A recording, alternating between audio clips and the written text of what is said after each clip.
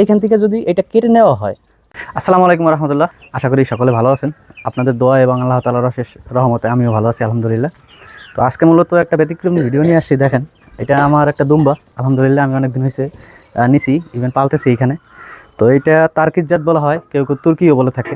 তো এটা মূলত পিছন থেকে এই যে এরকম একটা চর্বির মতো থাকে, এটা অনেক বড় হয়, যেটা এটার মোটামুটি মনে হয় যে 10 থেকে 12 কেজির মতো ওয়েট আছে, এক্সট্রা একটা ওয়েট। তো এখন বিষয়টা হলো যে যেটা মূল কথা, যে বিষয়টা নিয়ে আলাপ করতে চাই, যে আমাদের যে অঞ্চল আছে বা আঞ্চলিক যে ভাষা আছে বা প্রবাদ আছে, অনেক লোকজনও আছে, তারা সব সময় একটা কথাই বলে থাকে যে দুম্বার যে পিছনের যে অংশটা আছে, এই অংশটা যদি কাইটে খাওয়া হয় তাহলে কেমন হয়, তাহলে নাকি আবার এটা অটোমেটিক বাড়ে। আমরাও ছোটবেলা থেকে এই কথাগুলোই শুনে আসছি, কিন্তু আমার মনে হয় যে এই কথাটা একেবারে পুরাই গুজব, এটার মধ্যে কোনো ভিত্তি নেই, একেবারে ভিত্তিহীন একটা কথা। কারণ এই দেখেন, এইখান থেকে যদি এটা কেটে নেওয়া হয় তাহলে তো এখান থেকে প্রচুর পরিমাণে ব্লাড আসবে এবং এটা দুম্বাটা অসুস্থ হয়ে যাবে, একটা সময় না একটা সময় ভালো ট্রিটমেন্ট না হইলে মারা যাবে।